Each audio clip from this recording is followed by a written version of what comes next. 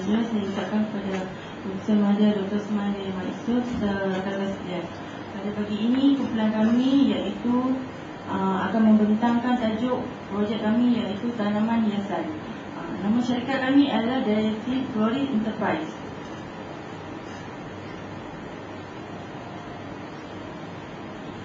Ini adalah carta organisasi syarikat kami. Saya Noraini Binti Ahmad selaku pengarah projek, Hasrinda selaku pengurus pemasaran, Harmila Binti Darus sebagai pengurus kawalan dan Hasmi Norbuliana sebagai pengurus keuangan.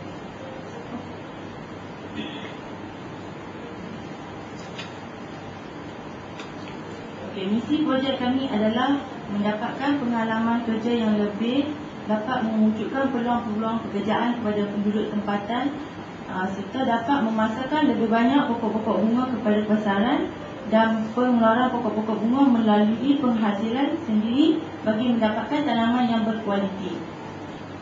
Objektif projek kami adalah memperluaskan dan memperbagaikan hasil keluaran pokok-pokok hiasan, dapat memenuhi permintaan daripada pelanggan, membuka pasaran baru serta mencapai keuntungan syarikat. Faedah projek kami adalah dapat memperluaskan dan memperbagaikan hasil keluaran pokok-pokok hiasan, memperbagaikan jenis-jenis pokok hiasan, dapat menjana keuntungan yang menjadi sumber pendapatan kepada syarikat kami dan dapat komersialkan pokok-pokok hiasan kepada pasaran.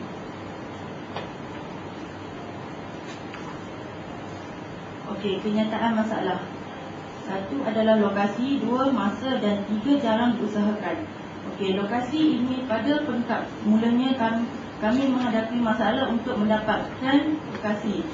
Setelah berurusan dengan pegawai pejabat tanah untuk setelah itu kami berurusan dengan pegawai pejabat tanah untuk mendapatkan tanah. Tanah diberikan melalui skim pinjaman skim Malaysia Pendudukan Sementara, iaitu di lot 2494 kawasan Paya Terubung. Masa yang kami hadapi adalah terlalu singkat.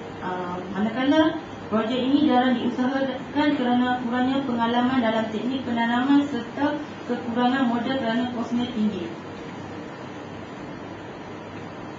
Lokasi dan saiz projek.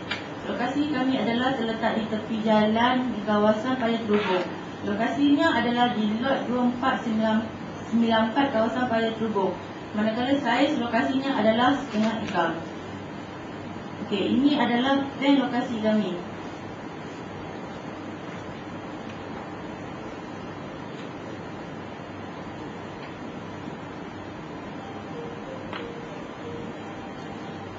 Perancangan projek.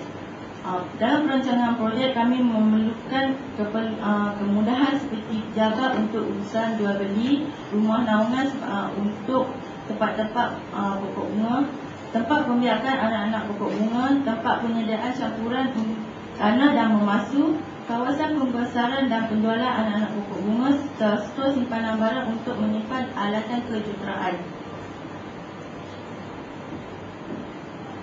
Pembentangan seterusnya akan disambung oleh kawan saya. Assalamualaikum. Saya akan membentangkan jenis-jenis tanaman hiasan. Terdapat 4 jenis pokok bunga yang utama, iaitu pokok bunga, pokok ornate, pokok bonsai dan juga pokok gantungan. Pokok bunga ni mempunyai berbagai bentuk warna, corak dan juga saiz. Pokok ornate jenis tanaman yang berukuran ketinggian 0.5 hingga 6 meter. Antaranya pokok ornate berbunga, pokok ornate berdaun hijau, pokok ornate berbatu dan lain-lain. Bonsai pula berbagai bentuk dan saiz serta pokok gantungan, panjang pokok 1 hingga 2 meter lebih. Seterusnya, keperluan pertumbuhan pokok hiasan. Faktor utama melibatkan tanah, iaitu tanah fuel, pasir sungai, pasir kandang yang menghasilkan hasil tanah berkualiti. Satu, cahaya, 6 jam sehari dan penting untuk pembesaran dan proses fotosintesis, serta suhu pokok bunga dan berdaun aneka memerlukan suhu yang tinggi untuk mengeluarkan bunga dan warna yang lebih menarik. Seterusnya, air penting untuk pembesaran serta keperluan air berbeza mengikut jenis pokok. Baja yang diperlukan adalah baja permulaan iaitu TSP, triple super phosphate, serta baja tambahan yang mengandungi dua bahan utama iaitu nitrogen dan juga fosforus dan kalium. Nitrogen melibatkan pokok bunga berdaun hijau, fosforus dan kalium untuk pokok jenis berbunga. Fosforus mengandungi baja organik, najis haiwan food, baja kompos dan juga tulang kuku dan tanduk hewan. Seterusnya, makhluk perosak.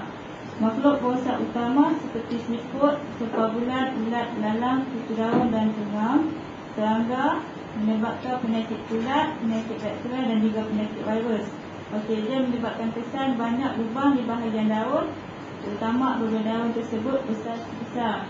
Lepas tu, kesan tercair yang berlendir, yang kering kekuningan, yang melambatkan pertumbuhan dan pokok mudah mati. Untuk mengawalnya, memerlukan pembersihan kawasan tanaman serta memusnahkan dengan menggunakan garam serta rasa serangga. Penyelenggaraan tanaman terdiri daripada seni rumah naungan, pembiakan landscape cukupan, pembajaan, penyiraman, pemasuhan semula tanaman dalam pasu serta keperluan pertumbuhan pokok tanaman. Jadual mukotan masaya aktiviti kami mengandungi 13 rangkaian utama. Nombor 1 daripada menentukan jenis projek dan terakhir melibatkan promosi dan mula beroperasi. Ini merupakan catat rangkaian WPA, WPK dan jalan vertikal. Yang berwarna merah itu merupakan jalan vertikal dan kami memerlukan 35 minggu untuk menyelesaikan projek ini.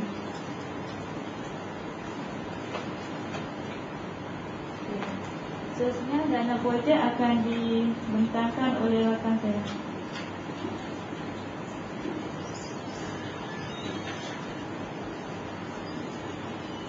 Dan kos projek syarikat kami adalah sebanyak RM 150,000.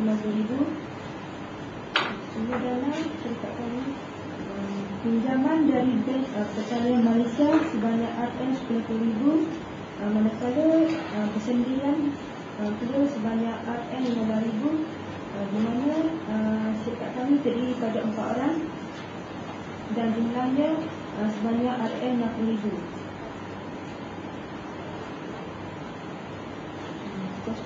Kos pengeluaran syarikat kami, kos bina kemudahan dan keperluan seperti rumah naungan, stor, pejabat dan lain itu sebanyak RM 88,093.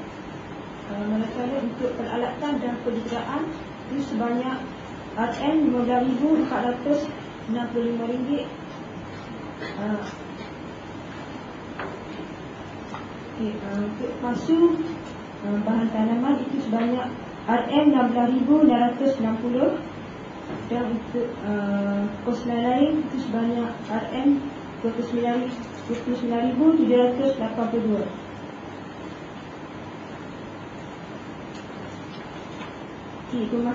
Pemasaran bermaksud proses di mana individu mendapatkan apa yang mereka perlu dan mahu melalui pembentukan pertukaran produk dan nilai dengan pihak lain.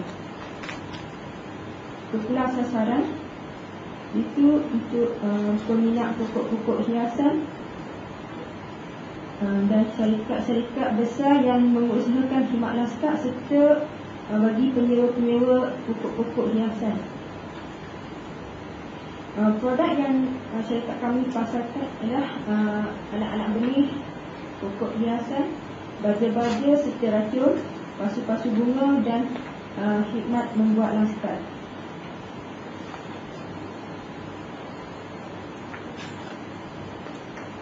Perancangan masa hadapan syarikat kami. Pada masa hadapan kami berharap lebih ramai lagi yang akan melibatkan diri dalam projek ini, iaitu tanaman hiasan, kerana dapat memberikan pulangan yang lumayan, malah dapat memelihara keindahan alam sudah jadi.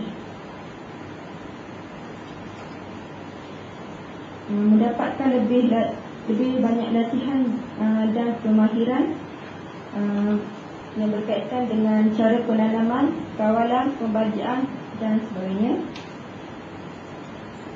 Dan mempelbagaikan pengeluaran pokok hiasan.